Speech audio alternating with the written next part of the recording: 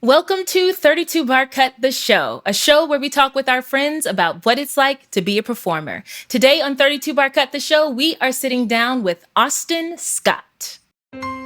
It's time to welcome on our guest, my favorite by far, a Broadway star, Austin Scott. On 32 Bar Cut.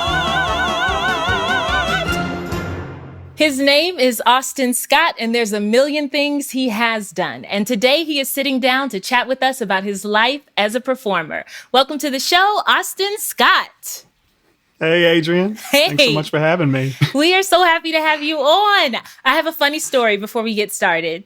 And I've been waiting to tell you this just live so I can get your reaction. But Yes. I was a reader in one of your auditions. Okay, wait a minute, because I knew when we first saw each other for the first time, I was like, she looks so familiar. Have I seen her show or something? Which audition was it? It was for Fierro. And the Oh reason my I remember, God. they put you through the paces. You were in there for like half an hour, and didn't you leave and come back? And I was like, oh my Oh God. my God. Was this like last year? Because I've gone in for Fierro like 3 or 4 different times, like in like different things. Was this like recently? No, I feel like this was maybe 2017. I think I had just started 2017. reading there. Oh, Yeah. I know exactly what you're talking about. Yeah. That was a long process. Yes. For sure. Yes. And then, Oh my God. yeah. So Small World or Funny World anyway. Yes. Oh, you've been Yeah. holding on to this secret this whole I've been time. holding Like, on I'm to gonna this drop secret. this bomb. Yeah, I can't wait. Oh my God, that's amazing. Well, then, thank Yeah. you for all your help in that audition.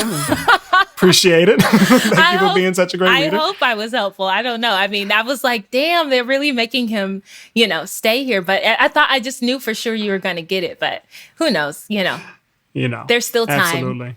Absolutely. So how have you been? I know it's a loaded question because there's a lot happening in the world and has been for quite some time. But at least, how are you today? I am good. I'm good. Everything is like ups and downs, and there's good days and days that I'm still very grateful for, but they're a little bit rougher. But all things considered, I'm just very, very grateful. I'm in like a safe place. I've got my partner here, Alexa, with me.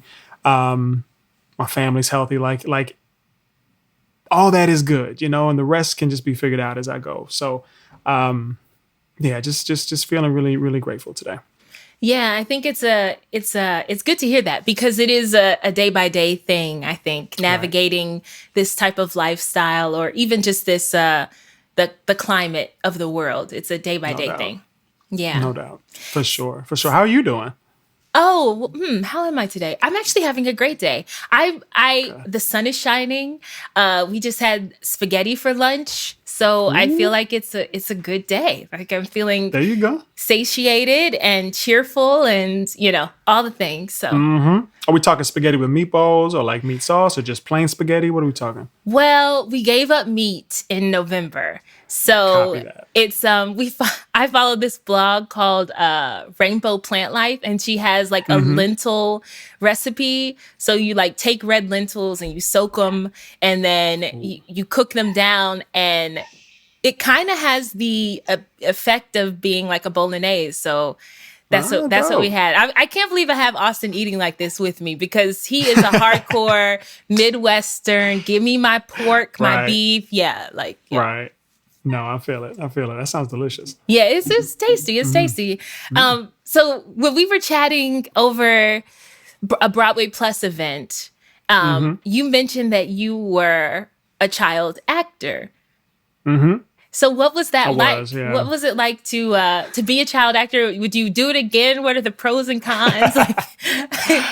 Yeah, I mean, it was great. Like, I can only speak from that experience. Like, I don't know what it was like to not be a child actor.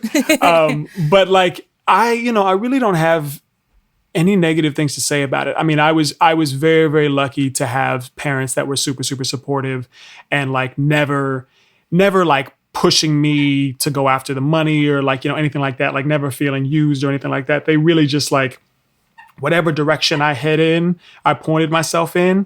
They just kind of got behind me and tried to support me, as long as it was, not a dangerous direction. But But it was cool. Like I started really young when I was in like kindergarten. I think I joined this children's choir because like the woman had come into my class and had like asked us all to sing happy birthday, and she thought I had good pitch. And so I joined this choir, and I was such a shy little child. So I think most of the time I was just like mouthing the words along. I wasn't even singing the words. I was just kind of like, up there just like swaying and doing my thing. But something about that just like made me want to do more and like want to be in front of people more. So I did that like off and on all through my childhood, and I only have positive memories of it, really. I was a choir kid too, but I was extremely shy. Like my parents forced me to sing in the church choir, and I was terrified, but I really loved to sing like at home. So I can identify with that, being pushed out there. And it's amazing because it kind of shapes you. And I wouldn't have had a career in singing at all if my parents hadn't pushed me to like start in church choir and everything. Right. Totally. Yeah, I'm grateful for it for sure. It's really great you had a positive experience too, because So did you go to a performing arts school as well? No, I didn't. And a lot of people ask that. I went to just like a very basic public school with kids from like 3 different districts, I feel like. So it was a very kind of like eclectic mix of people. And I didn't even I did improv like all through middle school and high school as well. So I always loved improv. I didn't really do like a show with the school until my senior year, I think. So I was doing other stuff. Like I was on the basketball team that whole time. I was doing improv. I was like shooting independent films like outside of school whenever I could, doing like some community theater here and there. But I had like 2 rap groups. I had like 2 hip hop groups that I audio engineered for, and I sang for, and I rapped. I was just doing way too much. But it was really fun. I just kind of like had my hands on a lot of different things and just was trying to diversify myself as much as possible. But yeah, I finally did a show my last year of high school and was just like hooked. I was like, oh, I love musical theater. I can see this being a way forward for me. So I'm glad I was curious. Sure. I was curious about that. If it was when you were doing all these things, if you were still deciding if you wanted to do musical theater, if you wanted to do TV and film, or all of it, or straight plays. Yeah. I mean, I think for a long time, I thought of myself as a TV and film actor who like would sometimes do musical theater because I like to sing too. And so that was like an opportunity for me to get to act and sing. But I don't think I really thought of myself as a musical theater actor until I did that show, and it was Beauty and the Beast. It was I would play Gaston in Beauty and the Beast, and just like I just hammed it up and overacted my butt off the entire time, and just had so much fun with it. I don't know what had I not had that experience, I don't know if I would have pursued musical theater to the same degree. And like really, I only had that experience because I actually injured myself, and I had spine surgery when I was 17 from a basketball injury. So that took me out of basketball. And so I was kind of just like looking for other outlets. And the drama teacher at the time was like, we know you do improv. Like, would you want to come audition for this? And I was like, yeah, sure. Like, let's do it. And so that in and of itself was kind of this like kismet. Like if it hadn't been for that injury, I may never have done the show. And if I hadn't gotten that show, then I'm, who really knows? But, it's kind of just like you can trace the seeds all the way back to like a, one choice or one event, that has led to where I am now. And so I don't know if I've ever really thought about that till just this conversation though. So I appreciate the opportunity to kind of put all that together. I'm like having revelations here.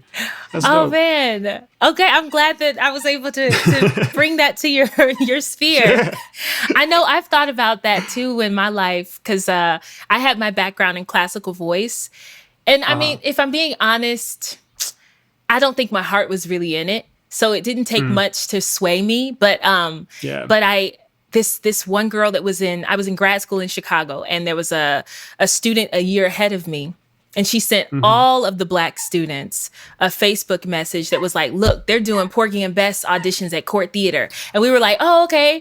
And so I just showed up, and it was a musical theater production of Porgy and Bess. Like the cast was stripped down to 14, and wow. that's how I got my start in theater. And if she hadn't sent that little message, I don't know. I really don't. Yeah. So Yeah. it's amazing. That's so interesting. It's so those little like forks in the road where it's like you can say, oh, that's interesting. I could have made a different choice. And who knows where that would have led.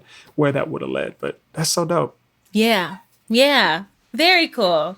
So I am really curious about, so I kind of met you in 2017 or whenever that was when you were going in for Fierro. But then the next time I saw you, you were working with Austin, my husband, on the Hamilton tour.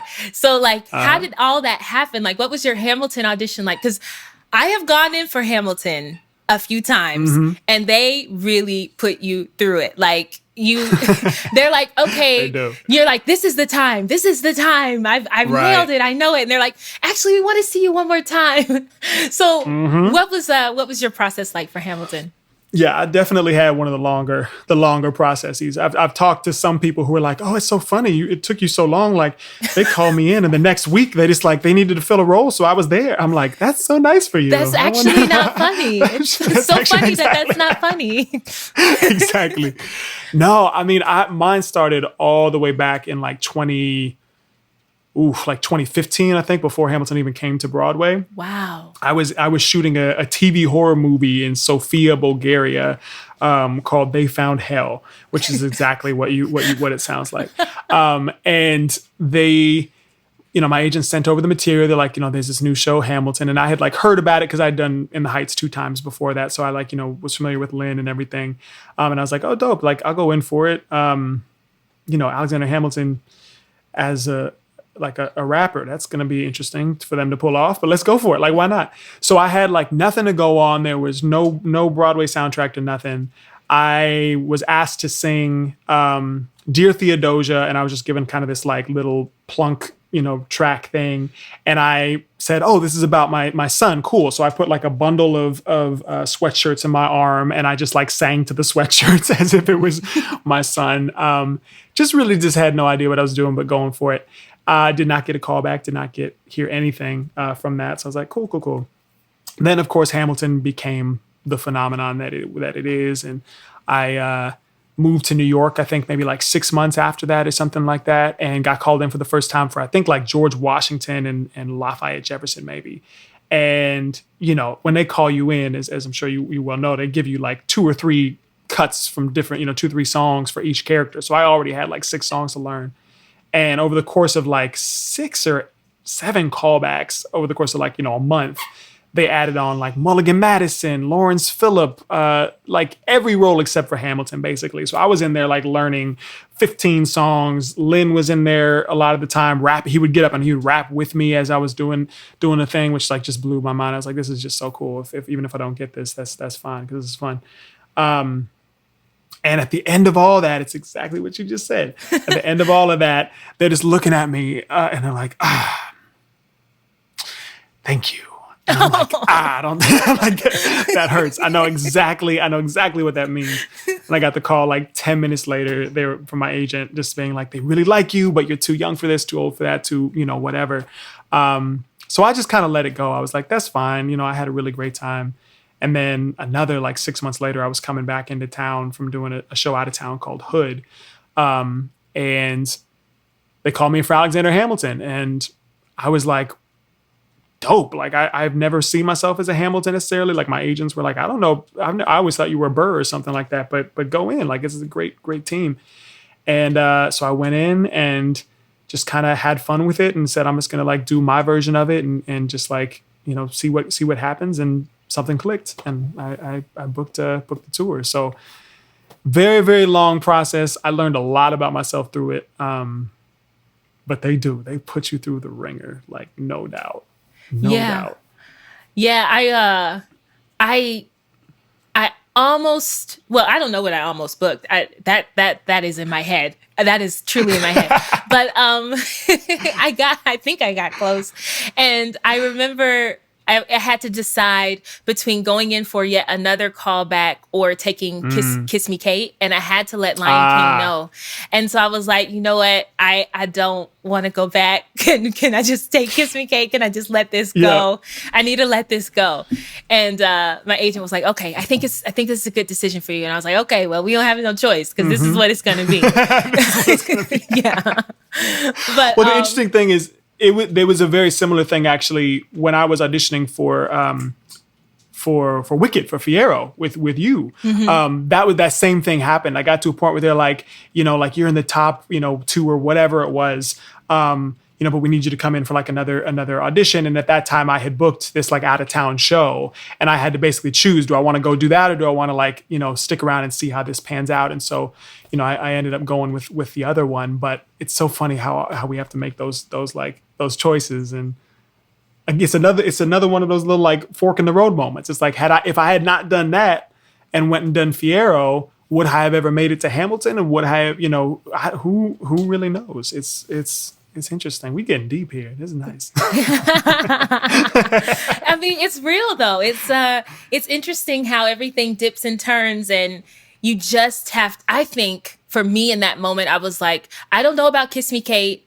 but I liked the way they treated me in the room. I'm going to go with this. Not that I didn't like how I was treated at Hamilton, but I was just like, I have a good feeling about this. I need to shake it up. I've been at Lion King 3 years. I need to take this. I'd rather take a win than take a maybe. Yeah, for sure. And you got to go with that. You got to trust your gut at the end of the day. Like there's so much of it that's like out of our control and unknown. Like you got to just, when you got that gut feeling, you got to follow it. Yeah. Had you done a major tour before? Like, no. Huge houses? Because, excuse me, I think it is great to do a tour before you do Broadway because of the house size, right? Like, for sure. I did the Dirty Dancing tour, and I remember my first show, I was like, oh my God. Because, the houses across the country, there's 1,700, 2,500, huge houses, way bigger than the Broadway houses. And that got me adjusted because when I went in for The Lion King, I was like, oh, I'm at least used to this size of theater. I'm not used to this steel stage. I'm not used to this corset. I'm not used to running and jumping on someone, but I am used to at least this huge house. Right. Absolutely. Absolutely. I mean, I was blown away. They came and they told me, like the last two months that I was on tour, they were just kind of talking to me, trying to get me prepared. They're just like, just so you know, the Broadway house, the Richard Rodgers that Hamilton is at, is going to feel very, very small to you. Like you're going to want to turn everything down at least like 4 notches coming in. Because on tour, again, I was doing like 4,500 seat theaters, and the Richard Rodgers is like 1,100, something like that. Like it felt like very, very, very small.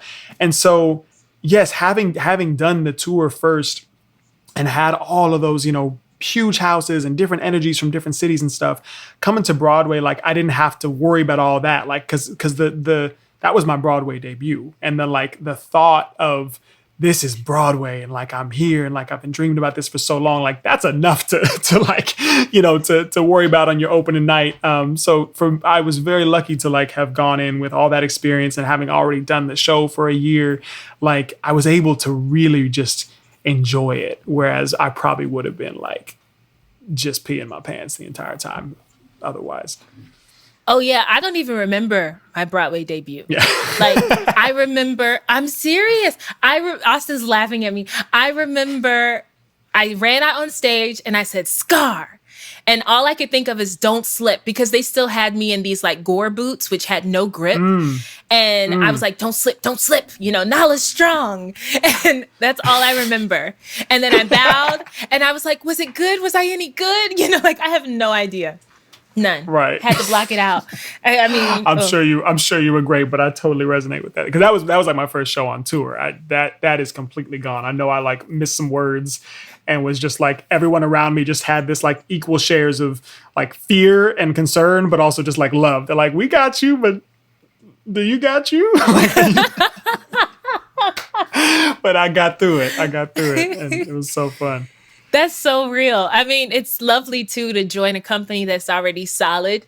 I think the other side of it is fun too. Joining a company to get everyone's learning it together because you get to Yeah, bond yeah, yeah. and you have that rehearsal experience. It's a little daunting. I don't know if you felt this way, rehearsing by yourself and all eyes are on you, and then they put you in the Oh, yeah. show and you're just like, ooh, it's a lot of, it's a pressure cooker. Oh yeah, no doubt. I mean, I was calling, like I called James Iglehart, who was a friend of mine from before, and like Javier Munoz, and I was just like, how do I do this? Like, I've never played a role this big, let alone a role in a show this big, let alone like not learning it with everyone else, like being just like taught it over here and then just kind of being slid in. So I definitely had a freak out moment, and they were like very great about just kind of like helping me get my feet back on the ground and just say like, yeah, you're the title character, but it's not all about you. And like, you just, at the most you're there to just like help make sure that everyone's on the same team, and just kind of like say, hey, I'm gonna show up for you, you show up for me, and like we're gonna get through this. So that helped a lot. But definitely like just balancing the weight of the role and the show on top of the fact that like I knew the first time I was really gonna be able to be with the cast was like the night that I was in front of an audience. Like that was a scary thought for sure. Yeah, I remember I was meeting people during my put-in. And I was like, I can't, the way the show is set up, I have my moment with Scar. That's my first scene. And then I run around and then I line up for Shadowland. Mind you, they had said, you're going to stand next to Rosie. Well, I had never met Rosie, and I didn't know what Rosie looked like. And I really didn't know where I was supposed to stand. And God bless her, I ran over there and she put her hand out. And I knew where I was supposed to go because she did that. And she's like, wow. I'm Rosie. And everyone's like introducing themselves. And I'm like, but I'm like, oh God, I have to sing now. It was just, it's a very special thing. It's not like going to the office for the first day and meeting everybody, and it's just the pressure is at its utmost on the first day. Yeah. And always. Isn't it always. Cool? Oh, well, that's true. That's true. But it never quite feels the same as that first day for sure. But isn't it cool then, like after you've been with the show for a while, you get to be the Rosie? You get to you get to after a while be like, I remember what that was like, and like I'm gonna help you as best I can, which is probably what was going through, Rosie and James' mind and all of their minds. And that's just like a really cool evolution to get to go through. Absolutely. To like to be that support for someone because you know exactly what it feels like. Right. Yeah. Right. Very cool. So when as you're going along and you're doing the role over and over and over again, like for me, I only sing 2 songs in my show. And even that was a lot to maintain. So how Lion King? Yeah.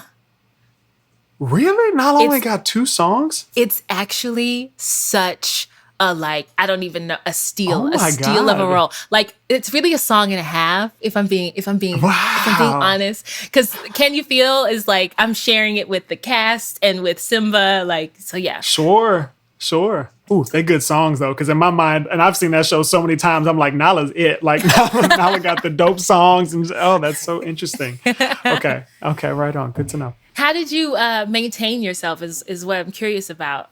Because it just seems really taxing. Yeah, I learned a lot about myself and about self-care for sure, especially on tour. I mean, that was another reason why I was grateful to have done tour first, because like, dealing with the different climates and the altitude and, all of that stuff and the size of the houses, like I had to pick up so many just like tips and tricks and like new routines and everything. So by the time I got to Broadway, like, that was easy because it was pretty much the same thing every night after night. Exactly. But I mean, it took a village. Like I had, a regular PT, a vocal PT, like I was getting massages. I was doing Zoom lessons with my voice coach while I was on tour. And then, going in person when I was in New York and just, stretching all the time. And, I talked to nutritionists and like, there was just so many elements that went into it, as I'm sure you know, of just like, keeping my body and my mind and my spirit right to be able to do that thing night after night. And even with all of that, I mean, I still, about 8 months into the tour, I had a vocal injury and I had to go out for about a week and a half or so, largely because I just like, I had been trained how to sing. I had been trained how to act. I had been trained I'd even rapped in high school, but I didn't really, they don't train you for that. You know what I'm saying? They don't train you how to do theatrical rapping where, you're doing it for 3 hours straight and you're having to project and you're having to emote and you're having to do all of these things. It's kind of a new beast. And so I think the vocal injury was ended up being very helpful because it forced me to like go see a specialist, really kind of deconstruct what I was doing, and just build a healthier way, And so now I feel like I can take those into every role that I do from here on out. And it got me through my year on Broadway as well. So it really took a village. So many different people, so many hard lessons, so many just kind of like, 2 steps back in order to go 1 step forward. Like very, very interesting year, but I'm grateful for all of it. Yeah, it's interesting when you look back on it, because I'm sure experiencing it wasn't always, the most positive thing. I don't know. I'm not speaking for you, but I know for me, when I live through things that feel traumatic, I don't know how I'm gonna get past it. And then I look back and I'm like, oh, I needed to experience that. I needed to lose my voice. I needed to figure this out. I needed to learn this about myself. I needed to, I don't know, get stronger physically. Yeah. So I'm glad to hear that you had that village and you had that support, because Hamilton is a beast. I have seen it quite a few times. Unfortunately, I wish I got a chance to see you because I know you're probably amazing. Austin's nodding his head. Yes, he is. Yes, he's amazing. Thank you, Austin. I appreciate it. And so I'm watching the actors on stage and the dancers on stage, and I'm I shouldn't have separated that. I'm watching the performers on stage and I'm thinking, oh my God, like this is wow, Yeah. So kudos to you for figuring it out and learning and taking it with you, life lessons. So moving forward, you made the decision to leave Hamilton, dream show, dream role, dream debut, and do a new show. Can you tell us a little bit about that? Yes. So it's a Girl from the North Country. It's a beautiful, beautiful show written by Connor McPherson, and the music is all Bob Dylan's music. And it's a beautiful show. It's set in the 1930s, right kind of in the middle of the Great Depression in Duluth, in Minnesota. And coming and doing that after 2 years of Hamilton just felt like a breath and a complete switch. And it's definitely its own challenge in its own way. But I think that was one of the main reasons why I chose to do it. I mean, one, it was a chance to originate a role on Broadway, which has always been a dream of mine. But two, I was tired. After 2 years of doing Hamilton, I was tired. And I was ready and excited to do like another year for sure. But then when this opportunity came up, it just felt like the universe saying like, here, just like do something a little different for a minute. And I was so grateful for that. And the cast and the crew were so welcoming, because a lot of them had already done it off Broadway. So I was kind of coming in. There was, only a couple of us that were coming in to do it on Broadway. And they were just so welcoming. And it wasn't like, we've got our way of doing this, so you just got to go along with it. It was very much like we want to break this thing open and like find our new way of doing it and like kind of start from the ground up, and rebuild it. And so I really got to have that like experience of putting a show together, for the first time on Broadway and like creating my own character and everything. And it was just great. It was really great. We got to open, and like 3 days later we shut down, but at least we got to open. Yeah. We got to do a cast album, which will come out at some point. But yeah, I'm so grateful that I got to experience that and to form that family. That's amazing. You have your Broadway debut as Hamilton, then you go in and originate a show on Broadway. You get to do a cast album. It's like you're checking off all of the life goals, which is remarkable. It's amazing. It's beautiful to watch. I'm so grateful for it. I'm so grateful for how it all worked out. And so while I was doing my research, I discovered that you play Adrienne on Pose. Unfortunately, I haven't been keeping up with Pose. Like I've seen a couple episodes, but I haven't really like dived in like I wanted to. So what was it like playing that character on this show that's really changing the world and bringing shedding light to a community that's not often thought of, and it's just amazing. The little bit that I've seen of the show is remarkable. Yeah, I mean it's groundbreaking. And again, I mean when I booked that, I was immediately aware of like I'm getting to do this twice. I'm getting to be a part of Hamilton, which is groundbreaking in so many ways, and then getting to be on this show. I just like I couldn't believe how lucky I was. And sure enough, as soon as I got on, I had worked with MJ Rodriguez. She was a friend of mine from before, so I was like, I'm so excited to get to do scenes with her. And but everyone there was just so warm and so welcoming again. And like, I just kept getting lucky. I just kept getting lucky and finding these like really amazing groups of people. And, everyone on set was just like professional and focused, but also like easygoing and, about the work and just having a good time. And so I really, really enjoyed my time on that show. And, it's great. It's incredible. It really is. It is shattering that glass ceiling in so many ways. And I'm excited that it's gaining more and more success as it goes along. It's really well deserved.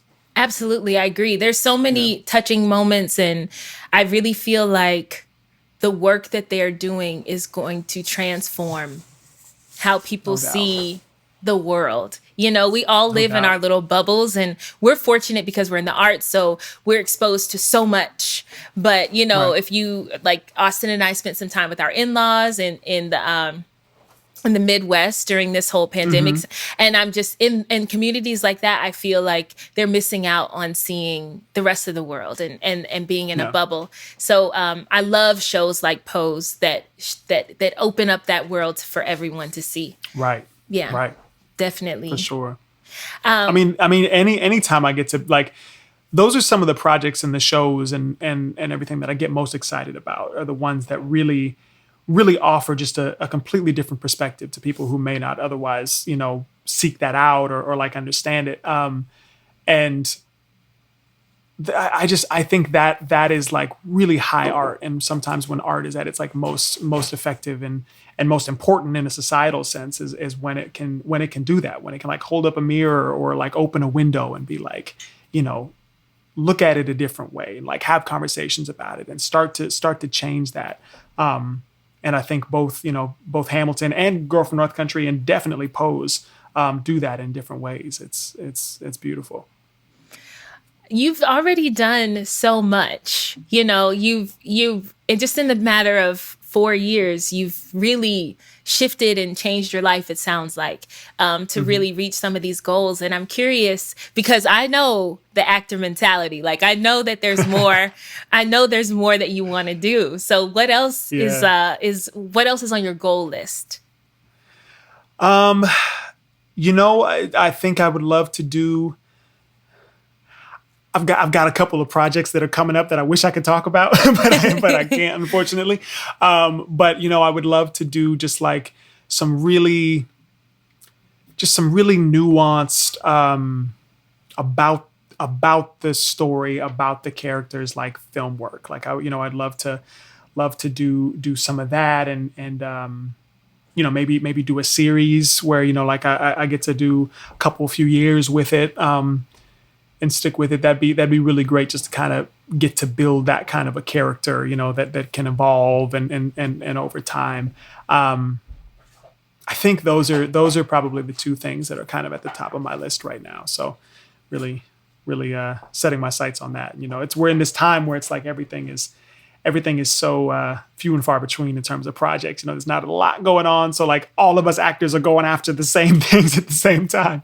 And it makes it even harder sometimes to book these things than it was before. But I'm just going to keep on keeping on and, That's all you can do. That's all you can do. It's a numbers game sometimes. But honestly, having sat down with you today and a few weeks before, you're so charming, you're so lovely. I imagine that you bring that into the audition room, and people want to work with people they get along with.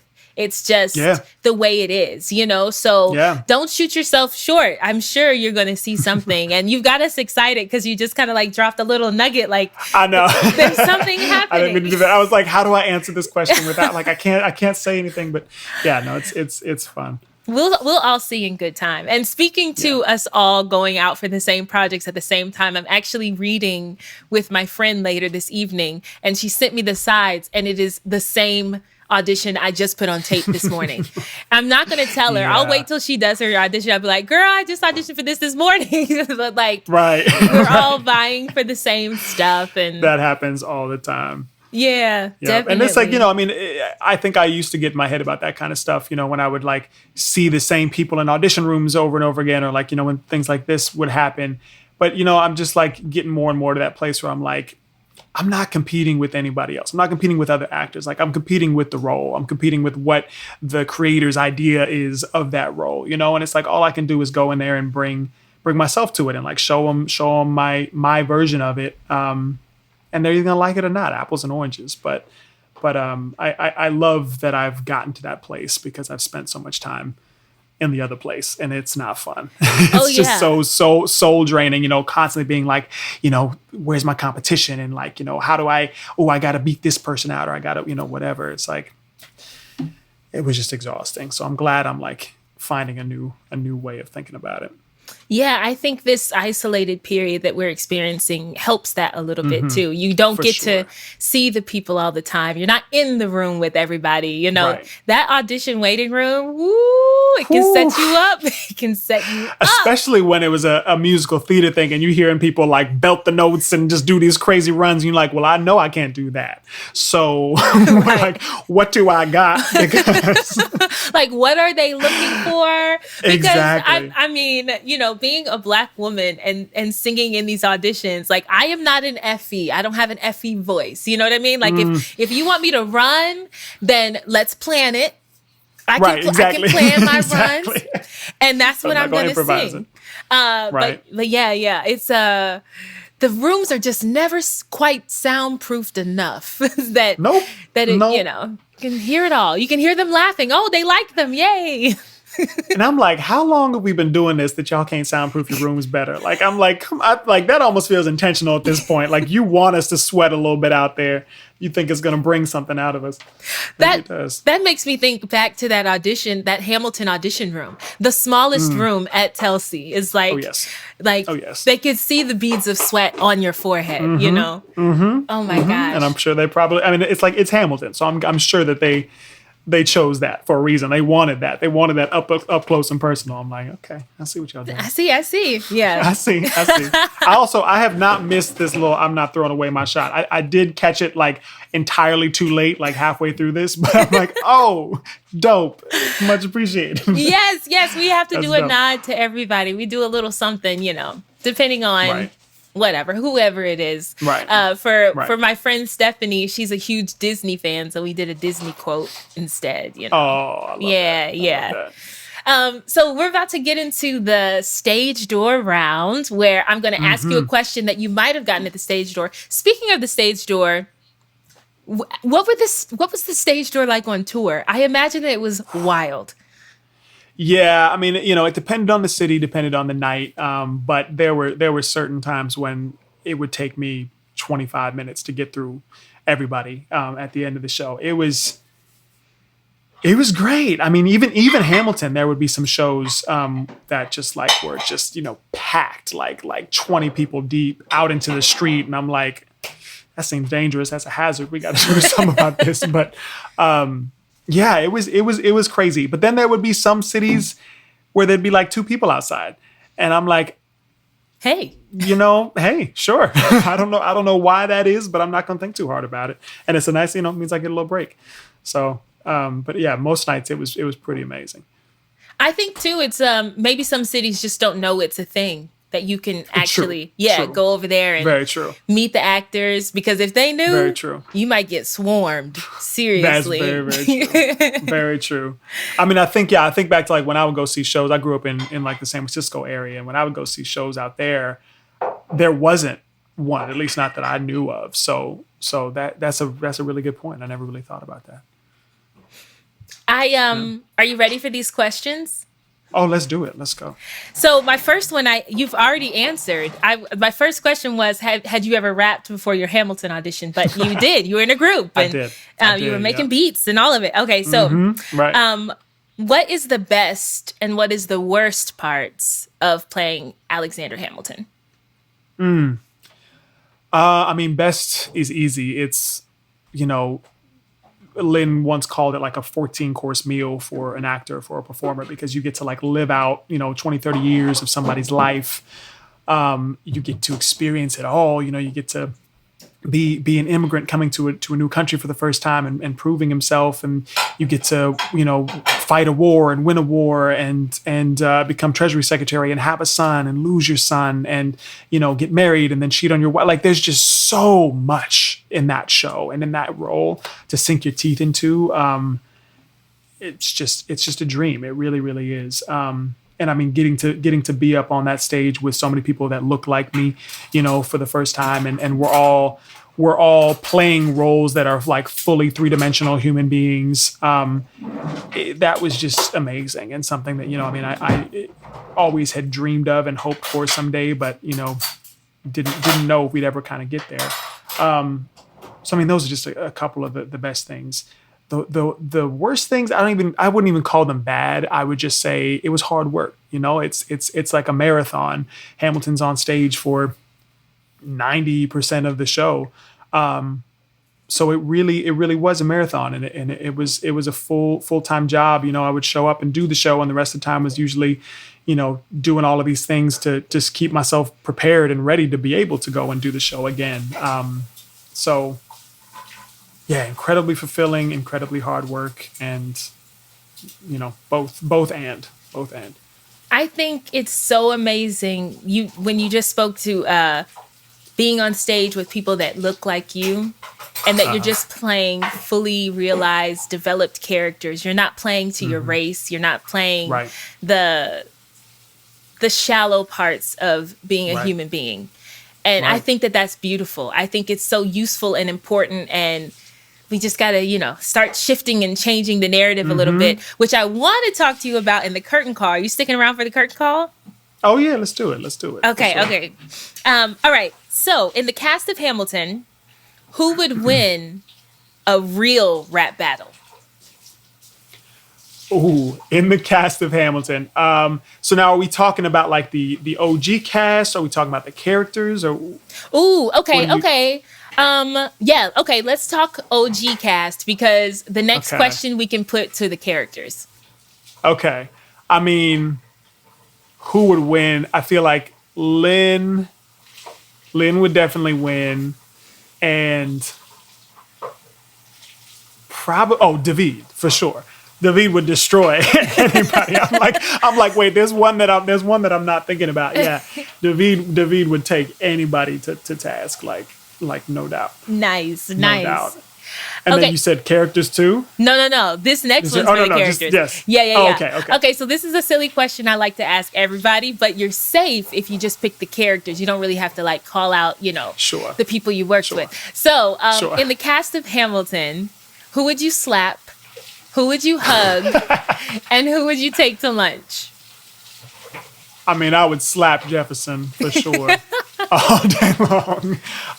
Who would I hug? I would hug